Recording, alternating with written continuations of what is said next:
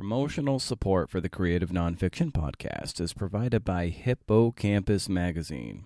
Now in its 5th year, Hippocampus publishes creative nonfiction essays and just completed its 3rd annual conference, Hippocamp, in lovely Lancaster, Pennsylvania.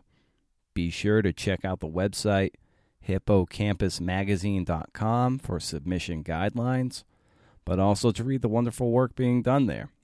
Hippocampus Magazine, memorable creative nonfiction. And a 1, and a 2. What's up, CNFers? Hope you're having a CNF and good week. Here I bring you the Creative Nonfiction Podcast, the show where I speak with the world's best artists about creating works of nonfiction. Leaders in the world of narrative journalism, memoir, essay, radio, and documentary film, where I tease out their stories and habits in the hopes that you can apply some of their tools and tricks to your own work. Episode 68 is with author Peter Brown Hoffmeister. Be sure to give him a follow on all the socials, at PB Hoffmeister on Twitter and at Peter Brown Hoffmeister on Facebook. He's got a website too with an active blog. Go check that out. He's the author of the memoir The End of Boys, which we get into a lot, and his latest novel, Too Shattered for Mending, published by Random House, was just released this past week. In this episode, we talk about the power of failure, being able to compartmentalize various tasks to be able to get the work done, the regenerative nature of getting outdoors, the toxicity of competing with other artists, and some key tricks that Pete uses to sharpen his writing. Easy stuff that I know if you apply it right away, your work's going to get, it's going to take a great turn for the better. Things are hopping over here at CNF HQ, so I ask that you please leave a review over on iTunes and share this episode with a buddy, someone you think can benefit from it. We're all a relay team here, so we're just passing the baton. Show notes are at the website, BrendanO'Mara.com, as well as an easy sign-up sheet for my monthly newsletter. That gives you my monthly book recommendations, as well as what you may have missed in the world of the Creative Nonfiction Podcast. Once a month, no spam, can't beat it. Let's do this thing.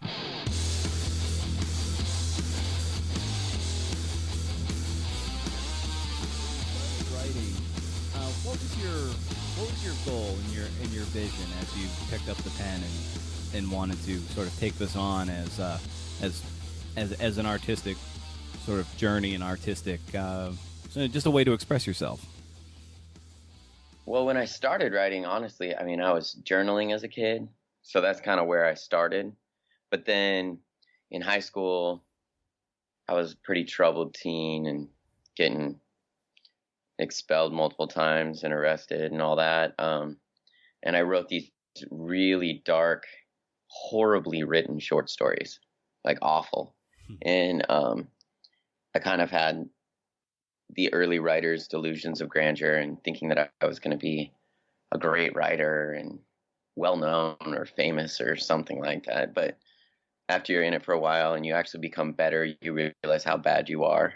And so that slowly took place over a 10-year period. And by my mid-20s, I realized, I'm really not talented. I got to work really hard at this. So I don't know.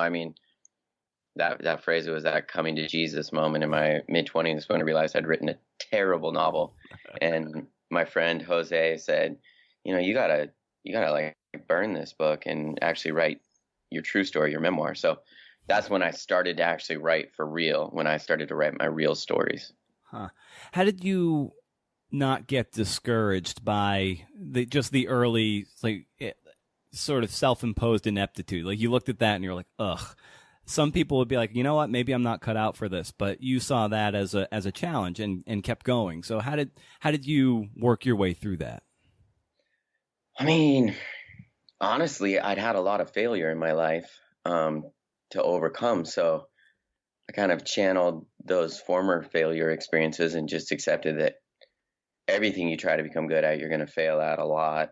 In life as a teenager, for a little while, I ended up sleeping in a bus station in Dallas under a counter. So, I know life failure. And then in wrestling, I wrestled in college and at the national championships trying to make the junior world team, I pinned myself in a freestyle match. I mean, I've got lots of failure stories. So failing in writing, especially early failure, didn't really demoralize me. I kind of expected to, after a little while, I expected to be bad after I kind of had a realistic approach to everything. And I mean, I started wanting to be a poet, and I was in this poetry workshop at U of O with Dorianne Locks, and I realized really quickly that there were 12 college poets in the room, and I was the worst. So, I mean, I know failure. Yeah, and how did you then use that as strength to get better? And this might even stem back to your athletic career too, because I think sport is any athlete can tell you that like that failure, it can either lead you down that road of giving up or use it as fuel. And it seems like of these multitude of failures that you're citing, you chose to put that in your tank and totally like ignite the fuel and take off to higher orbits. So like, how did you use a mental sort of jujitsu to take that failure, not get discouraged, and just use it to propel yourself onward? Well, I studied mixed martial arts, so and that's always humbling because there's always somebody better than you, and that gives you a very realistic, real world view. Like you walk into the gym, and you're not going to walk up to the baddest black belt and think you're going to win, especially not early in the game. So you got to put in the years of work, you got to put in the hours, and wrestling and mixed martial arts are like that, and writing's like that. I think anything's like that.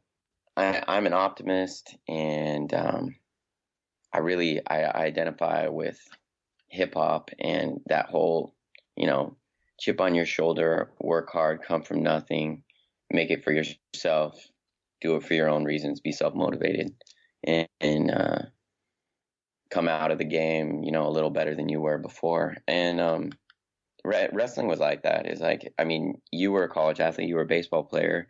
You understand that when you're a freshman in college, you've been dominating sports your entire life, and then suddenly you're a D1 athlete and you're getting murdered every day. And that's how it was for me, at least. Yeah. I mean, I just expected to be the best, and then I stepped in that room, and it was like, well, everybody's a state champion, and everybody's been to nationals, and everybody's good, and suddenly you're just a pathetic little freshman. And I think that's how starting a writing career is. You're just a pathetic little freshman, and as long as you realize that and accept that and want to be a learner and you're still curious, I think you can move on. So sports helped a lot for sure. Yeah. I've talked to Mike about this, Mike Copperman as well, because when we had him on the podcast, so we really kind of like started with talking sports and how that having that sort of competitive career, those principles learned on the field, like on the mats for you guys and me on the diamond, is just, it translates so well to the arts. And I wonder what other lessons did you take away from your athletic career that applied so directly to your writing career? Well, I mean, and Mike understands this. Getting second is a big thing. Mike got second at state. I got second at state between wrestling and track 5 times. And so it's that almost success moment. It's that moment where, you want to win, you're capable of winning. I also did win state. But in those second in state moments, that's where you really learn and where you stay hungry. And, being a career writer is all about staying hungry. It's just like wrestling. It's just like being a track athlete where, you've got to improve your craft. You've got to think about the long game. You can't think about today. It's like if you want to put together a book, whether it's, a memoir or a novel, you got to think, okay, in 2 or 3 years, I'm going to have a good book. So what is it going to look like to work out every single day as a writer? What's that workout look like? And, when do you push hard? When do you rest? What's your consistency model? And how do you draft? How do you revise? How do you edit? How do you redraft? How do you revise that, edit? I mean, can you put in the 2 or 3 years of work to win state? Or do you, kind of struggle and, think of your second place as failure and become bitter and, not learn. That's a really brilliant. I love asking everyone on this show, for the most part, like, what does rigor and hard work look like? In the arts, it's sometimes hard to define because Right. it's not physical. You're not limping around on the floor on the next day with delayed muscle onset soreness and all that, so but it's really, it's brilliant how you put it, that, like, say in 2 to 3 years, all right, so now you work backwards. Well, what's your workout regimen going to be? Like, when do you push hard? When do you get, quote unquote, like, sore and back off? And like, how do you plot and chart a course for your work so that you're maybe, like, you're peaking at the right time so you can get the most out of yourself and then pull back? Like, how do you navigate those waters? Yeah, that's a good question. And I've been thinking about that a lot. I think about that every time I start a new book, and I just started a new book this summer. I mean, something that was really, really important for me to read was Annie Lamott's Bird by Bird. Mm-hmm. And thinking about that shitty first drafts idea, because all of my first drafts are shitty. I guess there are people out there that write strong first drafts, but that's not me. So what I try to do sometimes in that drafting stage is I just go on pure word count. I'm like, okay, I'm gonna put down 500 plus words every single day, because if a salable book draft is 60,000 words revised, if I'm doing 500 words a day, I'm thinking in 4 months I can put that first draft together. And a first draft is never something you want to send to your agent, of course. But if I can put together a first draft in under 6 months, I can spend the next 6 months writing a second draft, and then the next 6 months writing a third draft, and the next 6 months writing a fourth draft. And suddenly, in a 2-year period, I have a fourth draft, which could be somewhat solid to go forward, to show to first readers or to send to my agent, or maybe even to show to my editor at the house. But if you start with like a simple word count thing and it's like a daily routine, then the first few months are just sort of laid out for you. And then you really have to think, how can I make it good? And that's where it gets more difficult. But that's kind of where I start. Yeah, that takes an incredible degree of self-discipline, but also patience. Like, you have to, like, just to hear you, like, it sounds like you're okay that this first phase is going to be 6 months and then another 6. And then suddenly, some people might be put off by 2 years to try to get something that is shaped well, and it's close to its ideal as possible. So how did you learn to become that patient with the process of writing those drafts early, and then get to a point 2 years after day one where you're like, okay, this is something I'm okay showing to people? Well, I mean, I think I learned that patience and that work ethic from my dad, actually. He's really inspiring as a worker. He coined this phrase, Hoffmeisters don't quit, when we were kids. And my brother and I kind of morphed that phrase into something else when we were troubled teens. But it's a great phrase. You just don't quit. You just keep going. And my dad demonstrated that work ethic. He just retired. He worked until he was 70, and he took night call. He's a doctor, started in an emergency room, and then became a subspecialist. But I mean, he took night call until he was 70 years old. So he'd be working all night. He'd be working 24-hour shifts as a 70-year-old. It's crazy. And that's the model that I got growing up. And so I just saw, if you want to be good at anything, you work really hard, long term, and you work towards your goals, and you do your daily work, and you have to be incredibly patient. And if you do that, even if you're not talented, which I've never really thought I was, you're gonna eventually create something of value, which is what we're trying to do in art, is just create something of value, Yeah, that's incredible. That even in the face of a reality that maybe you're not as talented as the next guy, and maybe not getting as daunted by seeing like a Jonathan Safran Foer like get this Titanic book deal when he's 20 years old or something like that. Yeah. That shit can really bum you out.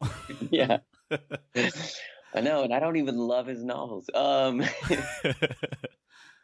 I mean, yeah, you don't even want to look at book money. You don't want to think about what's getting the $1 million advance or the $500,000 advance. You do not want to read that and think about that, because that is not going to be helpful. And that's a strange thing. As much as writing is similar to playing a sport long term, it's also not, because if you're competitive with other writers, it's not going to be healthy. If you think you're better than them, that's not a healthy mindset. If you're frustrated that you're not getting the attention they're getting, that's not a healthy mindset. And that's not to say that you never go there.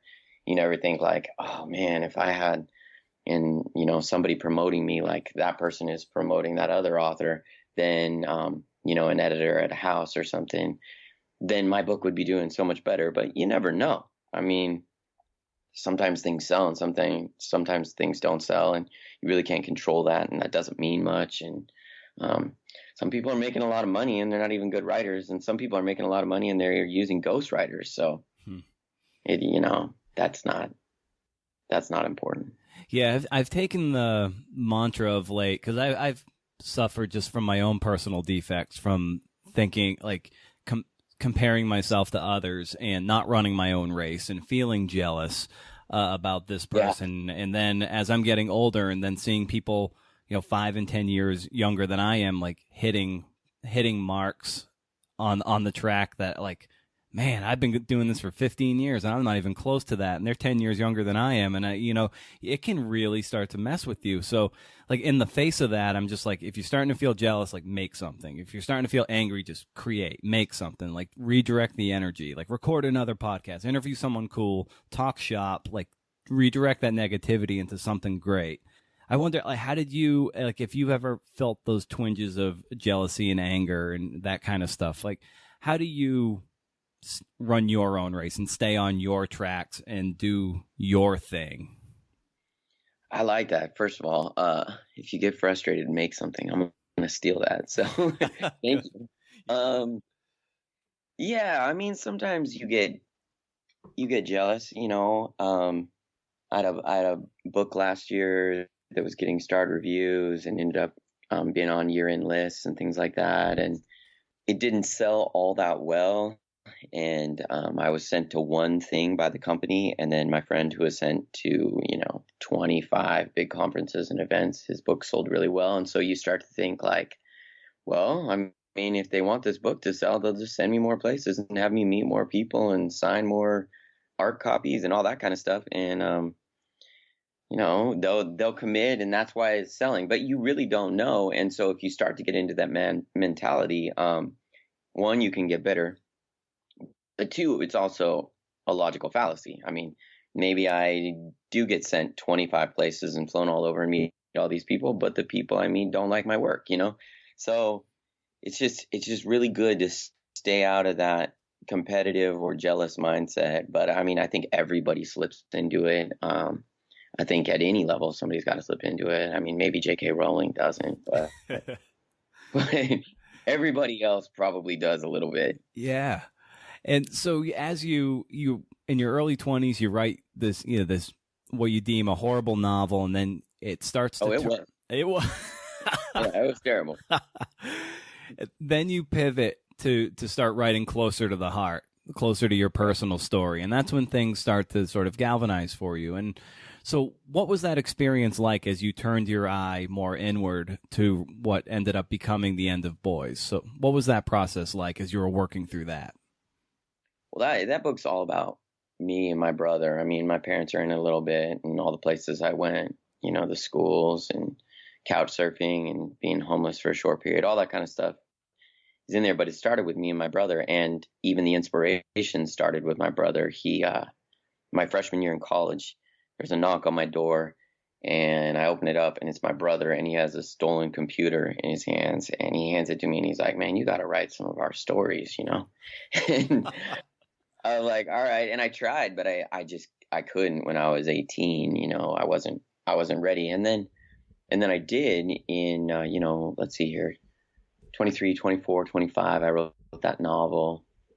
And then my friend Jose Chavez, also a nonfiction writer, he was, talking to me about my life and my experiences. And I'm 25 years old, and he's like, you got to write that book. I mean, you really do. And So from 25 to 31, I worked on that memoir. It took me a long time. It took me 6 years before I was even ready for an agent. And then it took me 2 more years before it was published. So it really took 8 years, that whole process. So that was a long, slow slog. And it was actually draft number 13 that got published. So, I mean, the first draft of that book was terrible. It was 521 pages of too much information. And then the draft that sold in Microsoft Word was 213 pages. So, I mean, it was just a totally different book from start to finish. Huh. So how were you able to whittle that down, that pretty much more than in half? Like, how did you ultimately distill what the narrative was about to that really, like, all that coal and crushed it down to what the diamond was? How'd you do that? Diamond's pretty generous. To that very more dense piece of black coal. I mean, I know, and it's true that most of what I write isn't that important and isn't that good. So cutting's not really difficult for me. I'm constantly cutting. With my novel last year, that came out last year, this is the part where you laugh.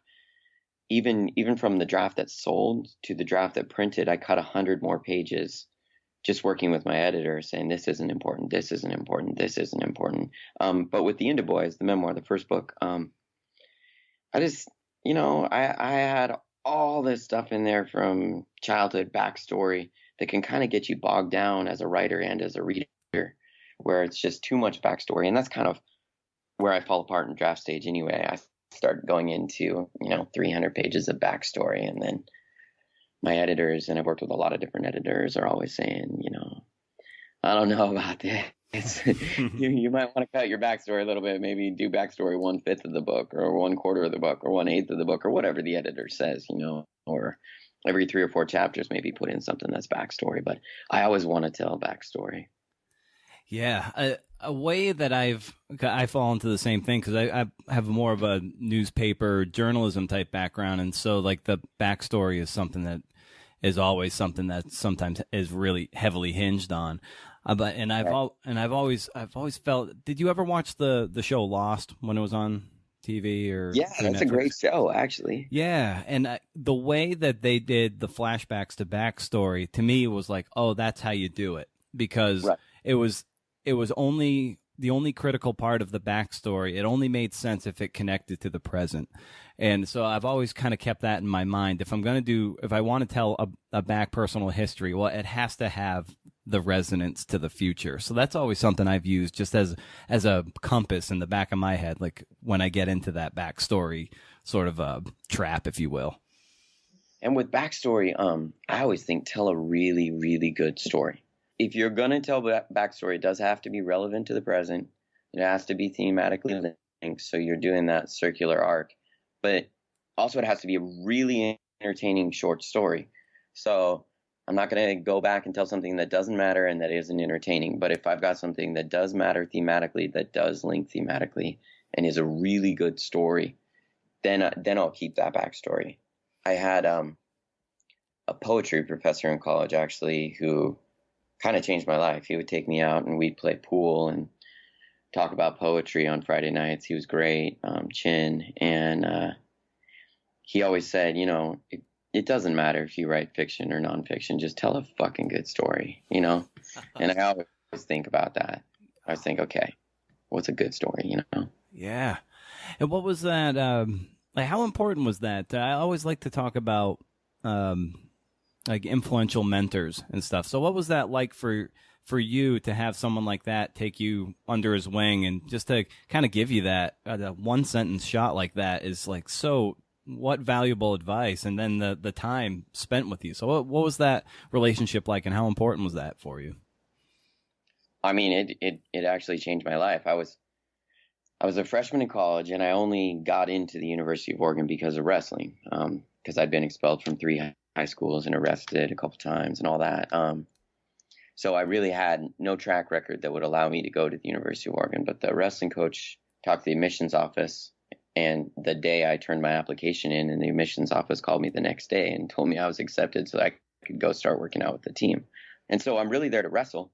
And then I don't know what I want to do with my life. And the athletic department likes their athletes to have a major. So I just declared pre-med.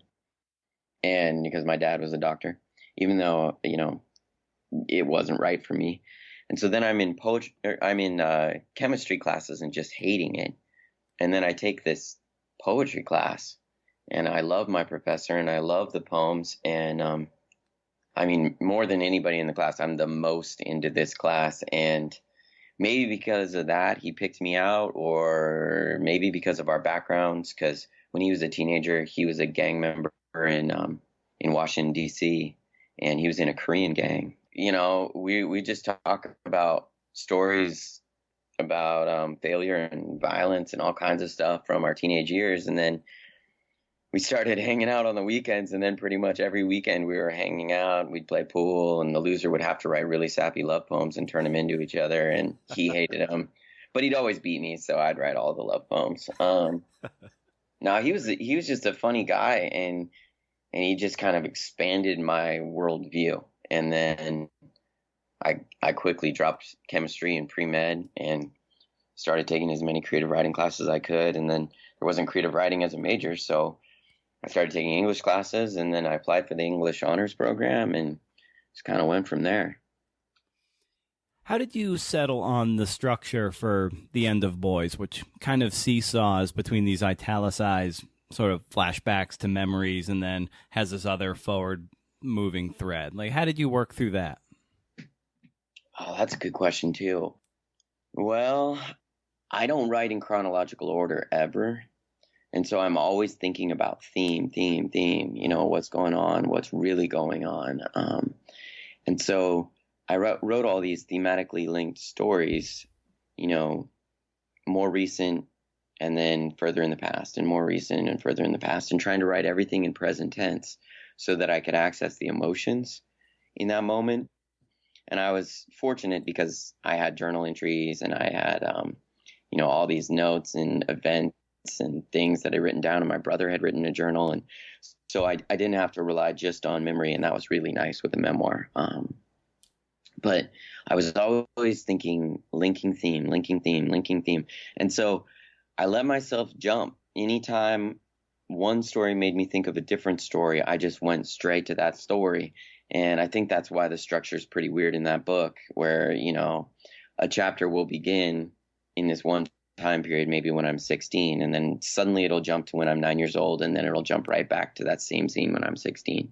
And when I was trying that, it wasn't working at first, but then it just started to work, and I went with it, and ended up being the format and the stylistic choice that I went with even after I got an agent.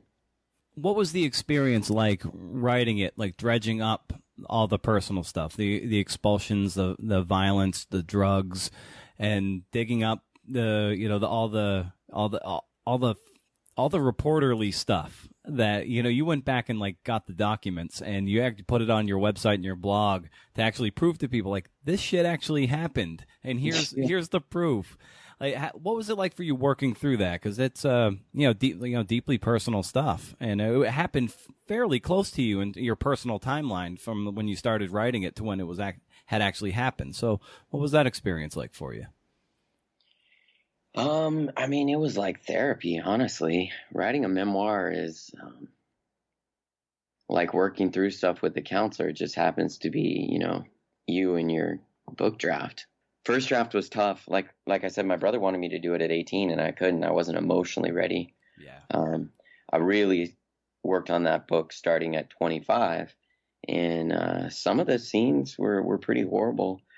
I have such a complicated relationship with my dad, who I get along with really well now, and I, loved as a kid and love as an adult, and we had those 3 terrible years, so it was hard to kind of write the most difficult time period in our lives and the most difficult time period in my mom's life and my brother's life. And that's where you start to regret a little bit once you publish, that you outed all these people around you and that you outed yourself. And critics talk about what a bad person you are. Sometimes I've had that happen. So, I had a newspaper writer write an article about a drug dealing teacher. In an op-ed article in Eugene. That was really strange because it was like, well, yeah, I was a drug dealer, but now I'm a teacher who's not a drug dealer. So, it's a different time, separated by, at that point, it was like 17 years, but it's hard. It's really difficult emotionally to go back there, and if you're in present tense writing these scenes that you feel really guilty about, for me, I sometimes was even crying as I was writing scenes. So, it was tough. In the acknowledgments of the book, I remember like there's a little part that you cite your sister saying like, "Are we going to support Pete's art or are we not going to support his art?" What was that like to get that vote of confidence from your sister and your family as you pursued a really personal, raw story? Yeah, I mean, that was such a great moment. I was so thankful for her because my mom was my mom is an oil painter in Tucson, and she was always pro art and she was really pro books. She used to take the four older kids on road trips, and she'd drive 85 miles an hour and have a Pepsi in one hand and a book in the other and read aloud to us. And, she'd always say readers are leaders and things like non-readers are vacuous. And, I mean, she just loved books, loved art, revered authors. And so I always had that support and that inspiration growing up. And then I worked for 6 years on this book, and then I'm finally ready to get an agent, and I submit to agents one round and get rejected, and then I submit to agents again, and 3 are interested. And it's like this crazy moment where you realize that maybe this career is going to happen, something you've been working on for 6 years. And then, my dad asked me not to publish the memoir, and I'd worked on it for 6 years and been totally supported by them. And it felt like a betrayal, but looking back and thinking about it from his perspective, I completely understand that request, And then he said, well, maybe, publish it as a novel. But these were true stories, and these were things that I wanted to face publicly, and that my brother really wanted out there. And so that was difficult. It was a difficult decision to go ahead and publish. And now I'm not so sure about my decision. And now I identify more with my dad and my mom's hesitation in that time period. But I went forward anyway. And then I was thankful for my sister finally saying, hey, look, what are we going to do? We're a family. Are we going to support this? When I had Bronwyn Dickey on the first time of the podcast, she elegantly cited that how Henry Rollins said that music is made by the people music saved. And she thinks, like, for her, she said that stories are written by the people stories saved in the same way. And it saved her. Good. Yeah, and it saved her from loneliness and boredom specifically. And it sounds like writing in stories like saved you as well. And I wonder, like, maybe if you could speak to that and how important stories and writing were to your maturity and development as a human and an artist. I like that a lot. Yeah, I guess books are probably written by the people who were saved by books. I haven't thought about that, but I think that has to be true. Well, writing saving me, for example, I was arrested my senior year and then under house arrest with my brother for a couple weeks, and then remanded to a rehab and parole center in East Texas to get me out of state so that I wouldn't, since it was minimum security, so I wouldn't run, basically, find a way out, something I'd have to commit to. And it was supposed to be 9 months, but I was 17 and it was an adult facility and everybody was paroled out of the Texas state pen, and it was really scary. And I was totally overwhelmed, and I ended up running anyway. So I hitchhiked across East Texas and back into Dallas and into sleeping on the streets a couple nights, and then sleeping a series of days in the bus station. And there, in that bus station, kind of in the turning point of my life, I was writing. I was writing down what was going on, and I was writing letters to my friends, and I was writing stories in this notebook. And I wouldn't end up sending those letters until later. So I had this thick notebook full of letters and true stories. So in that moment, I think writing kept me sane, and I'm sleeping under a counter in an urban bus station, and I'm actually enjoying the writing process. And then later, writing the actual memoir was the therapy that allowed me to be the hopeful, positive adult and English teacher and outdoor program teacher that I am now. So writing saved my life, but I mean, books have always saved my life, not just really from boredom, because I don't tend to get bored very often, but more books save me because they allow me to connect to other people. And even if it's a novel, I mean, I connect to novel characters as if they're real, and the novel characters I write, whether it's my first novel or my most recent novel, Two Shattered for Mending, I mean, I am each of those characters and talk aloud as each of those characters, and it allows me to be creative and connected to other humans, even if they're fictional humans. And everything I read that I love, I'm connected to. So as far as connections go, I think books have saved my life. As a high school teacher and leading the outdoor program and then writing what's essentially like a book a year, how do you not make the time, but how do you prioritize the time and build it into your life so you're still getting the work, the book work done, while also not eschewing everything else you have going on? Like, how do you navigate that, and what routines do you have in place to ensure that you're getting the important stuff done that you deem important anyway? I mean, I compartmentalize a lot. So I just go, this is my writing time. This is my teaching time. This is my reading time. I take little short naps in the middle of the day to kind of reset my brain in between, like wolf naps, as Farley Mowat, the writer, put it. Mm-hmm. I mean, as far as routine goes, my ideal routine is to get up and really early and write for a couple hours before everyone wakes up. And then, my daughters and wife wake up, and then we all eat breakfast. And then the girls go to school, and Jenny goes to work or wherever. And then I go back to writing for a while, take a wolf nap, and then go to school and go teach. And so I just kind of try to break up my day by naps and cups of coffee and little transitions, but really try to keep things compartmentalized and do a little bit of each thing every single day. I don't feel great at the end of the day if I haven't written, and if I haven't read, and if I haven't had, a moment alone, and if I haven't connected to other people, whether it's teaching or talking to my daughters or talking to Jenny, or, so I try to do a little bit of everything every single day, and kind of stay in that rhythm. And if I stay in a rhythm, then I end up being fairly productive. The writing's the one thing too, and but also reading, which is incredibly important to be, to become a good writer. You need to be a great reader. And so how do you build that into your routine as well, and build that into your day? Like, how are you able to consume stuff that inspires you, but also leave time to generate stuff? It's a tight balance, but I wonder how you approach it. You have to balance reading with staring off a little bit. I mean, to be a writer, you have to write every day, but you also have to read every day, and you also have to allow for a quiet mind every day. So, you have to find moments for that third thing, like biking to and from school. When I'm teaching in the afternoons, I just teach half time. But those bike rides are really important for my brain, or sitting in the hammock and staring at the sky, or watching birds, or, really, truly quiet moments. Like you said, if you want to be a good writer, you have to be a great reader. And I think that's maybe the biggest warning sign with some of these wannabe leaders like Donald Trump and Sarah Palin, is that they can't name a single book that they've read recently. Yeah. That scares me. I mean, our culture scares me. It sounds harsh, but people who don't read aren't very intelligent.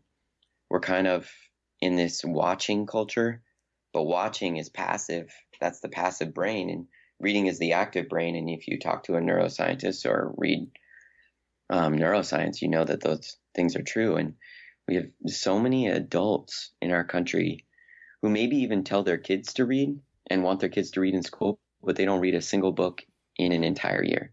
And that's scary to me, because there's so many books that have changed my life, and there's so many books that I'm rereading all the time. And I mean, it's crazy how passive our culture is right now. Yeah.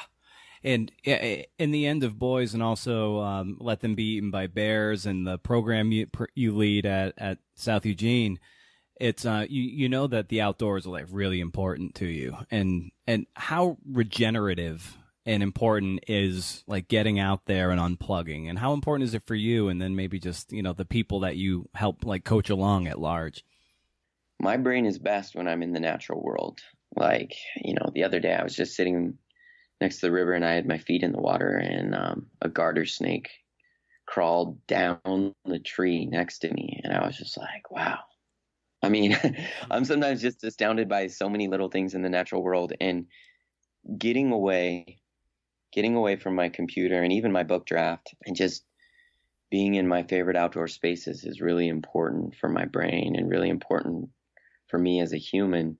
And those moments, even if it's just a 2 or 3 day camping trip or an afternoon in an outdoor space, I mean, that can make your entire week better. I got home from school yesterday and it was raining really hard, and my daughter said, let's go bike around the neighborhood barefoot in the rain and hit puddles. And I was like, yeah, let's do that. That's awesome. So we just biked around for like an hour and a half and smashed the biggest puddles we could barefoot. And, I mean, even the little moments like that are going to make your life a better life, or at least they make my life a better life. And they help me be a better writer, and they restart me and recharge me. And I think for more people, the outdoors would do a lot of good. I guess there's some people who don't love the outdoors, but I think nature is pretty important. And I used to have this thing on the podcast called the Bookshelf for the Apocalypse, which is basically like, what are like 3 to 5 books that if you had to fill one pack and like the world had gone to shit, zombie apocalypse, and you had 3 to 5 books you could take with you, like what would those books be? And I've since kind of reworded that question to just like 3 to 5 influential books. But I wonder what those books are for you. Like maybe the books that turn the world from black and white into color and things you reread over and over again. Like what are some of those titles? Wow. Well, if I'm allowed 3 to 5 books, I'm going to take 5. Let's see. I'd probably go with the books that I reread every year or almost every year. So, this is a good question. My zombie apocalypse book pack would include Jesus' Son by Dennis Johnson, Blood Dazzler by Patricia Smith, poetry collection, The Bluest Eye by Toni Morrison, which just completely blew my mind as far as extended metaphor and structure goes, To Kill a Mockingbird by Harper Lee. I just reread that to my 12-year-old. Nice. And then maybe All the Pretty Horses by Cormac McCarthy. And then because it's really thin, I'd sneak in a 6th book, Dismantling the Hills by Michael McGriff, yeah. All right. That's some people are believers in rereading. Others think there's too much out there to bother with rereading. I kind of see it the other way. Like there's so much to read, you're never going to get to it anyway. So if Great Gatsby resonates with you, reread it every year and just figure out how he does it. And I like that you're a rereader. Like what value do you see in like the rereading of books of this nature? Like that clearly strikes a chord with you. So like, what about these books? It really just, hooks you. Well, I'm with you. I mean, there's, if there are 5 million books on Amazon, it's just not going to happen. So, reread the good stuff. Yeah. And if a book's bad, I give myself permission to stop. I used to not, but now I'm 147 years old and I'm like, I'm not going to do that for the rest of my life. Let's see. What resonates? I mean, for me, it's about understanding craft. And, if I admire something so much that I'm going to reread it once every couple years or twice a year, like Jesus' Son, I want to understand, like, how did he or she do this? How did they put this book together? And what about this is so enticing? Why do I feel, enraptured? So I want to go back through there. I mean, think about the introductions to the seasonal chapters in The Bluest Eye by Toni Morrison, where she writes the Dick and Jane, early readers as this new, morphed single sentence eventually. And that's kind of going along with the eventual chapter of summer. And then I always think of Shakespeare. I don't know if she did. I'd like to sit down with Toni Morrison, but I think of sometimes too hot the eye of heaven shines, and we've got that craziness in our character in The Bluest Eye in the summer season at the end. And it's like, well, how did she put those three things together? You know, or with To Kill a Mockingbird, you know, you can read that as an 11-year-old, and it's kind of like a coming of age kid adventure, and you love Scout and you love Dill and you love Jem, and everything else is maybe going over your head. Or you can read it when you're a little bit older, and you'll start to realize that there are all these elements, and there's, you know, understanding that maybe the recluse isn't a bad guy. Maybe he's a good guy, you know, which is kind of weird because he kind of seems like a ghost or a phantom or something negative or dark. And then you can read that when you're 60 and think about parenting and think about grandparenting with Atticus, or you can read that book, you know, in 2017 and think about race and culture and privilege, and think about it being a book about race and rape and incest and what is the true story going on here. So, I mean, when a book has a lot of parts, when it has many things going on, you know, that's when I'm really invested in reading and rereading.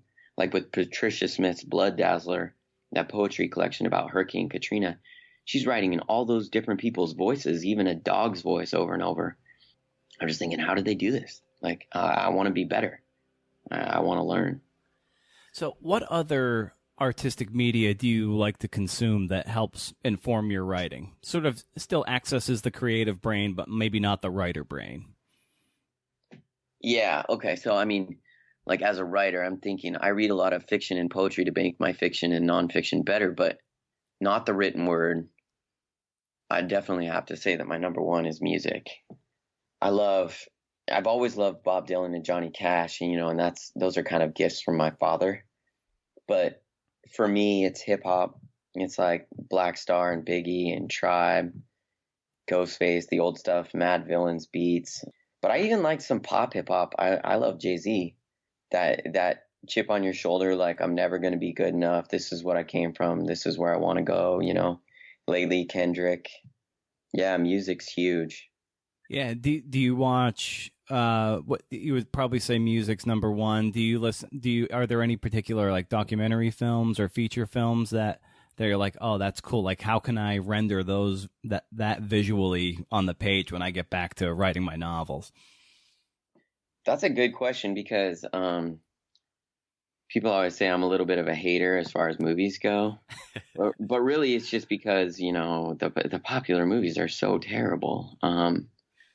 I mean, Transformers. If Transformers can make $200 million, then I'm like, I can't get into that. Yeah. But then there are great films, and there are even great adaptations of novels that I sometimes I'm blown away by. Daniel Woodrell's Winter's Bone is a great novel. Yeah. I mean, he's a gorgeous novelist. But then Winter's Bone, the movie, as blasphemous as it sounds, might be even better than the novel. And I love that novel. That's an incredible film. And it wasn't really popular.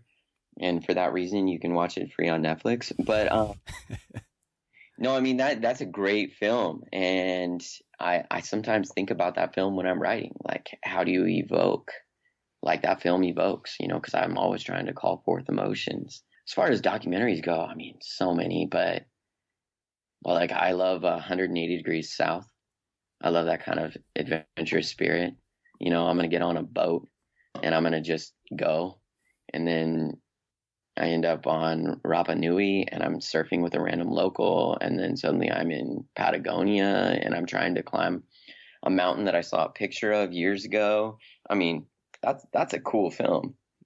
Yeah, there are some aspects of craft that I try to do, you know, daily or every other day. Like I have a nice big fad, like Garner's Modern American Usage, and I'll just like thumb through and I'll pick out something like, oh yeah, that's something I pretty shitty at, but I can become better at it, and by just applying that. Like, and I wonder if there's maybe an aspect of craft that you find that you struggle with, and you know, and if so, like what are some little incremental things that make you a better writer?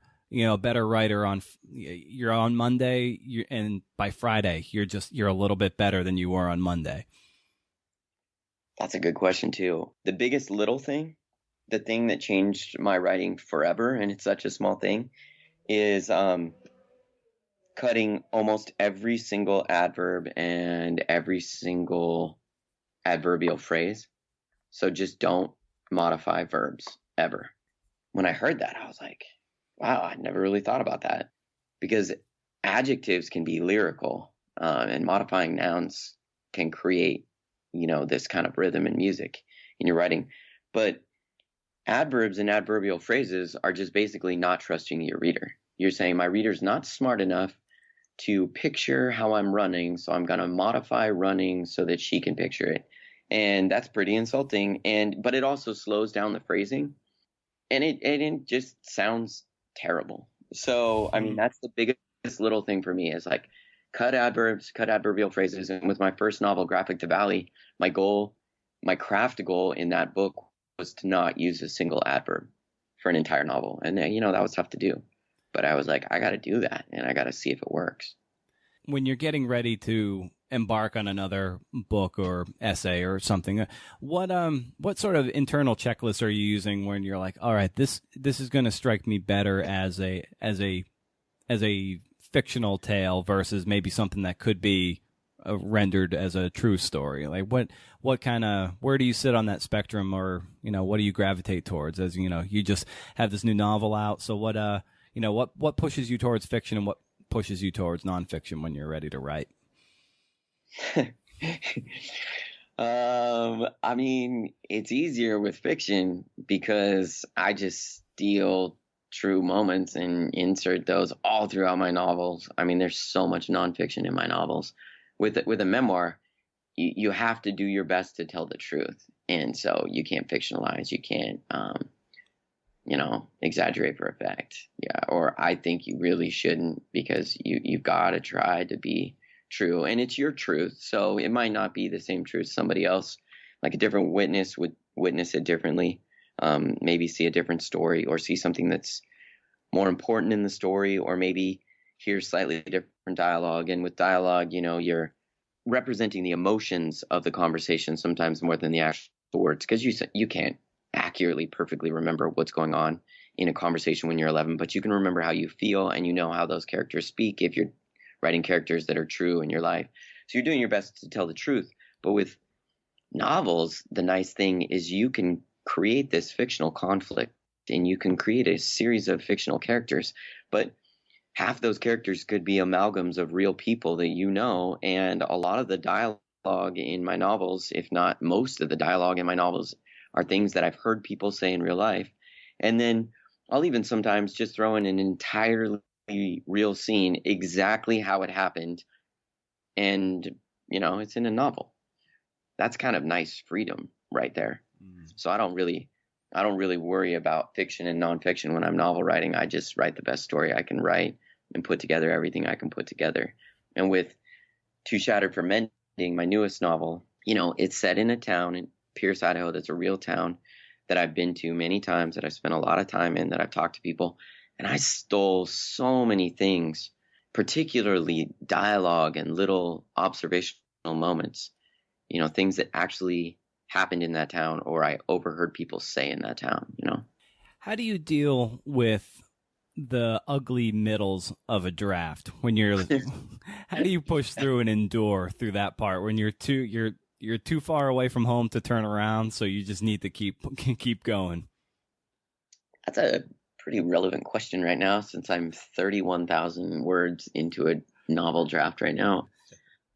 I think that's the toughest part. I think that's a great question, because that is where you really have to draw on discipline and your old experiences, in writing or in other portions of your life, because it is so difficult when you're bogged down in the middle of a book and you're kind of like, or at least I am, kind of thinking, I've lost the plot.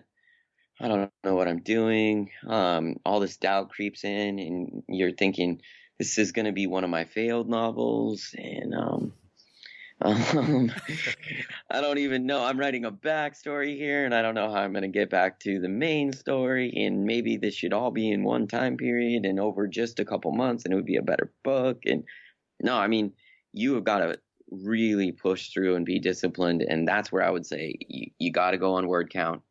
And as simplistic as it is, just go, I'm going to write 500 words a day, or I'm going to write 1,000 words a day. I'm going to write 200 words a day, whatever your count is, just do it. And what still excites you about getting to the ledger, getting to the computer, and so far as writing and reading goes, like, where does your optimism lie too?